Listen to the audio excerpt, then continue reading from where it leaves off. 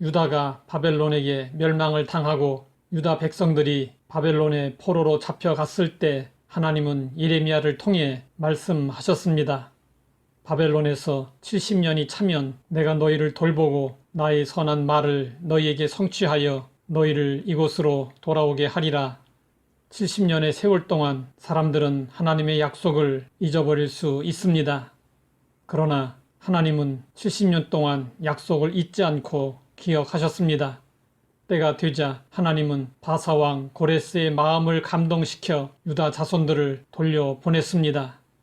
고레스 왕은 유다 자손들을 돌려보내면서 하나님의 성전을 다시 지으라고 하면서 옛적에 바벨론의 느부갓네살 왕이 예루살렘 성전에서 약탈해 갔던 물건들, 금그릇, 은그릇 등 성전의 기명들 5,400개를 다 돌려주었습니다. 애굽의 바로가 이스라엘 자손들을 놓아줄 때 어떠했는지 생각해 보십시오.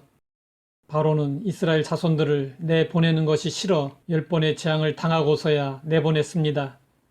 그리고 나서 마음이 변하여 이스라엘 자손들을 붙잡으려고 뒤쫓아 왔습니다. 이에 반해 고레스는 유다 백성들을 고국으로 돌려보낼 뿐 아니라 성전을 다시 지으라고 성전 기물까지 돌려주었습니다. 하나님의 역사하심이 없으면 결코 일어날 수 없는 일이었습니다. 높은 지위에 있는 이들이나 사회적으로 영향력이 있는 이들의 마음을 얻으면 출세와 이권을 얻는 일에 유리해집니다. 그래서 사람들은 줄 서는 일에 민감합니다. 그러나 성경은 말씀하고 있습니다. 왕의 마음이 여호와의 손에 있음이 마치 봇물과 같아서 그가 임의로 인도하시느니라. 하나님은 사람의 마음을 주장하십니다. 심지어 한 나라의 최고 권력자인 왕의 마음도 여호와의 손에 있습니다. 그렇다면 줄을 잘 서보려는 노력 대신에 하나님 앞에 엎드려 기도하는 것이 더 효율적인 일이 아니겠습니까? 내 마음 나도 모른다는 말이 있듯이 정말 알 수 없고 다스리기 어려운 것이 마음입니다. 해야 한다는 것을 머리로는 다 알고 있지만 마음이 내키지 않아 못하기도 하고 또 하지 말아야 한다는 것을 알아도 마음이 요동쳐서 멈추지 못하기도 합니다.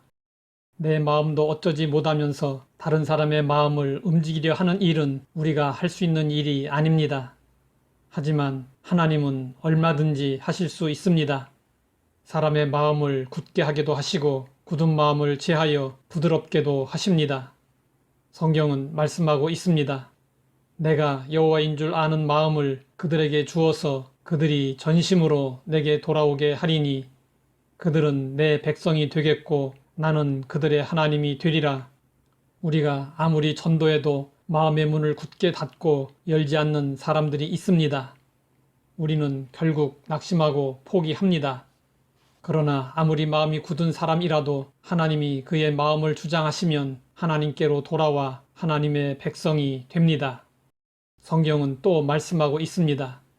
내가 그들에게 한 마음을 주고 그 속에 새 영을 주며 그 몸에서 돌 같은 마음을 제거하고 살처럼 부드러운 마음을 주어 내 율례를 따르며 내 규례를 지켜 행하게 하리니 그들은 내 백성이 되고 나는 그들의 하나님이 되리라.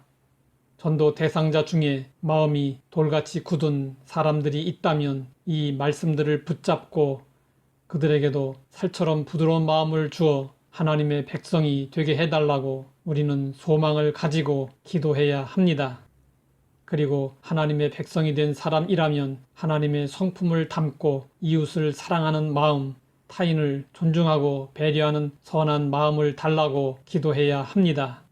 하나님은 우리 마음의 주인이십니다. 사람의 힘으로는 어려우나 하나님이 마음을 주장하시면 불가능은 없습니다.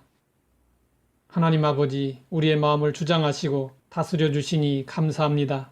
우리의 마음이 하나님의 손에 있어서 언제나 하나님의 뜻에 합하게 하옵소서. 예수님의 이름으로 기도드립니다.